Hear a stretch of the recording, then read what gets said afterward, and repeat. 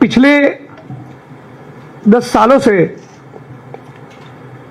कमजोर लोगों के ऊपर आरएसएस के लोगों ने जिस प्रकार से उत्पात मचाया है, जिस प्रकार की मोदी अमित शाह भाजपा की राजनीति हम लोगों ने देखी है, जितने भी इस मुल्क में संविधान में मानने वाले लोग हैं, प्रगतिशील विचारधारा से सरोकार रखने वाले लोग हैं, विशेष तौर पे दलित, आदिवासी, ओबीसी समुदाय से आने वाले लोग हैं, उनको इस बात को लेकर कोई कंफ्यूजन नहीं कि मोदी, अमित शाह, आरएसएस और भाजपा बाबा साहब अंबेडकर के संविधान में नहीं, केवल मनुस्मृति के संस्कारों में, मनुस्मृति के मूल्यों में यकीन रखते हैं। पास्ट में वो ये कह भी चुके हैं कि डॉक्टर बाबा साहब अंबेडकर के संविधान को समंदर में फेंक दो। ये लिख भी चुके हैं कि हमें भारत का संविधान नहीं, मनुस्मृति चाहिए। यह संघ परिवार के लोगों ने बकायदा लिखा हुआ है। और इसी सोच के कारण पिछले कुछ सालों के दौरान हम लोगों ने देखा कि दिल्ली की सड़कों पर संविधान की कॉपी को जलाया गया। हमने देखा कि किस प्रकार से रोहित वेमुला को आत्महत्या के लिए मजबूर किया गया, जिसको हम सांस्थानिक हत्या कहते हैं। हमने देखा कि किस प्रकार से बलात्कार का शिकार बनी हाथरस की बेटी का शव अंतिम दर्शन के लिए उसके परिवारजनों को नसीब नहीं हुआ। हम लोगों ने देखा कि किस प्रकार से गुजरात के ऊना में गाड़ी के साथ बांधकर 4 दलित युवकों को तब तक पीटा कि जब तक उनका चमड़ी न उतर जाए। नक्सलाइट बोल के भीमा कोरेगांव के केस में प्रतिबद्ध, कमिटेड, कर्मठ आंबेडकराइट्स को 3-3 साल तक जेलों में डाला। मोदी जी के खिलाफ एक ट्वीट करने पर गुजरात से आसाम 2500 किलोमीटर की जेल में डालकर महिला पुलिस को मेरे बगल में बिठाकर मॉलेस्टेशन का फर्जी केस करवाया। अंबेडकर नामा चलाने वाले प्रोफेसर रतनलाल जैसे साथियों के ऊपर भी फर्जी मुकदमे हुए। इसी सोच के कारण पार्लियामेंट के मंच से अमित शाह ने भी कहा कि अंबेडकर अंबेडकर अंबेडकर करना आजकल फैशन बन गया है। मानो एक बहुत ही डीप रूटेड कोई घृणा हो, नफरत हो, उस प्रकार के भाव और टोन के साथ अमित शाह ने बाबा साहब अंबेडकर के लिए इस प्रकार के शब्दों का प्रयोग किया था। मतलब कि यह दिखाता है कि उनकी रगों में सिंदूर हो न हो, इन संघी भाजपाइयों की रगों में मनुस्मृति की धारा जरूर बहती है। और यही कारण है कि हम देखते हैं कि बिहार में 11 साल की दलित समाज की बेटी पर बलात्कार होता है। चाकू से उसके गले काटने की, उसके अंगों को काटने की कोशिश होती है। वो जीवन मरण के बीच में तड़प रही है और फिर भी उसको एक बेड नसीब नहीं होता। 5 घंटे तक उसको एम्बुलेंस में बैठे रहना पड़ता है। उसी प्रकार गुजरात के अमरेली जिले में 10 दिन पहले की घटना है। 19 साल के दलित समाज के नीलेश राठौड़ को दौड़ा दौड़ा कर सड़क पे भर चौराहे जातिवादी लोग हाथ में कुल्हाड़ी, डंडे, पाइप, स्टिक्स लेकर दिन दहाड़े उसकी हत्या कर देते हैं। इसी गुजरात के पाटन जिले में उसी हफ्ते में 60-65 साल के दलित समाज के इस बुजुर्ग को इस प्रकार से जिंदा जला दिया जाता है। यह उसकी तस्वीर है। और इन तमाम घटनाओं को लेकर आज आपके बीच में दिल्ली इसलिए आया हूं कि 7-8 साल पहले जब ऊना की घटना हुई, तब मोदी जी ने कहा था कि मारना है तो मुझे मारो। बड़े नाटकीय अंदाज में कहा था कि मारना है तो मुझे मारो, मेरे दलित भाइयों को मत मारो।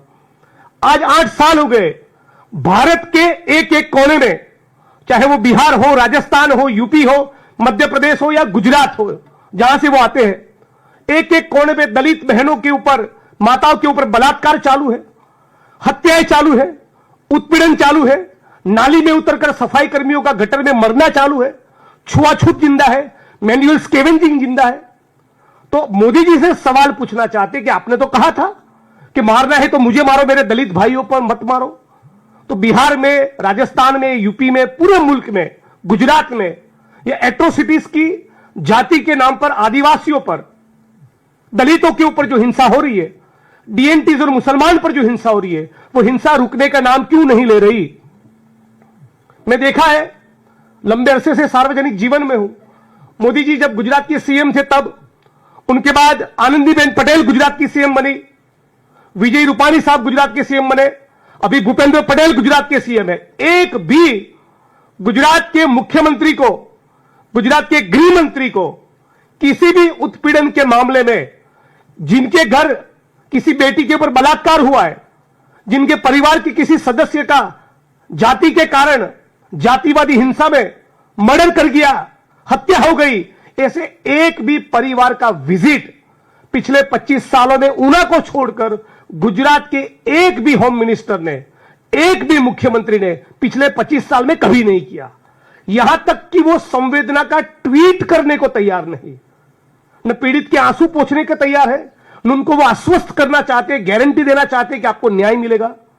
हद तो यह है कि इन सालों के दौरान, जब मैं जर्नलिज्म में था 2004-5, तब से लेकर अब तक 20 साल में किसी भी गुजरात के डीजी को, होम सेक्रेटरी को, सोशल जस्टिस वेलफेयर डिपार्टमेंट के सेक्रेटरी को, सोशल जस्टिस वेलफेयर डिपार्टमेंट के मंत्री को, चीफ सेक्रेटरी को, सीएम को, किसी भी नेता को, बड़े अफसरों को अत्याचार, एट्रोसिटीज का शिकार आदिवासी और दलितों के आंसू पोंछते हुए मैंने तो 20 साल में नहीं देखा।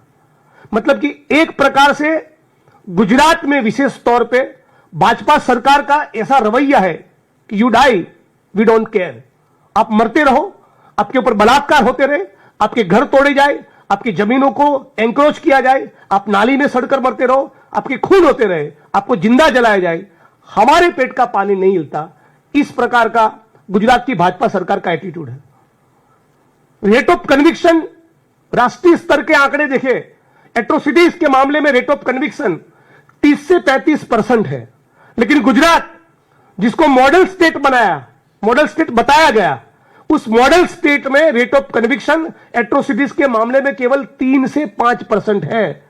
यानी दलितों के ऊपर बलात्कार करने वाले, सेक्सुअली अब्यूज करने वाले दलित बहनों को, आदिवासी बहनों को, दलितों के साथ हिंसा करने वाले, मर्डर करने वाले 100 में से 95% लोग छूट जाते हैं, जेल की सलाखों के पीछे नहीं जाते, उनका बाल भी बांका नहीं होता। इतना लो रेट ऑफ कन्विक्शन होने के बावजूद गुजरात में जो एट्रोसिटीज एक्ट में लिखा है उसके मुताबिक ज्यादातर स्पेशली डेजिग्नेटेड कोर्ट ही नहीं है। ऊना से लेकर अब तक लगातार इस मुद्दे को उठा रहे, बार बार चिल्ला रहे, हाउस के फ्लोर पे बोलते हैं, न्यूज चैनल्स की डिबेट्स में बोलते हैं, सड़क पे, रैलियों में, धरनों में, आंदोलनों में ज्ञापन देने जाते हैं, हर मंच पर इस बात को उठाया है। फिर भी गुजरात की भाजपा सरकार मानो तय कर कर बैठी है कि दलितों को न्याय नहीं ही देना। और इसी कारण आज इन मुद्दों को उठाने के लिए आज मैं दिल्ली आपके बीच में आया हूं। मैं चाहता हूं कि माननीय प्रधानमंत्री इंटरवीन करे, वो गुजरात की सरकार को सवाल पूछे।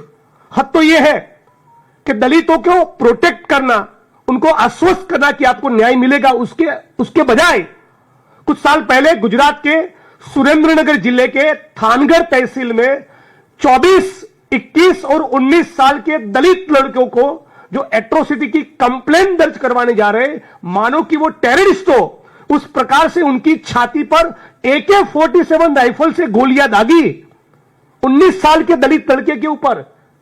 केवल उसका उतना ही कसूर था कि वो उस टीम का, उस टोले का, उस रैली का वो हिस्सा था जो मुकदमा दर्ज करने के लिए पुलिस थाने जा रहे थे। 19 साल के लड़के को, 21 साल के लड़के को, 24 साल के लड़के को। एट्रोसिटीज एक्ट का पर्पस क्या है? It is prevention of atrocities on schedule caste, schedule tribe act. यानी कि घटना बनने के बाद हरकत में नहीं आना। दलितों के ऊपर, आदिवासियों के ऊपर स्वतंत्र भारत में, जहां पर संविधान लागू हो, उस मुल्क में कोई भी व्यक्ति हिंसा करने की, डिस्क्रिमिनेशन करने की हिम्मत ना करे, इसको सुनिश्चित करने के लिए कानून है। लेकिन कम से कम 6 ऐसी वारदातें तो मुझे पता है जिस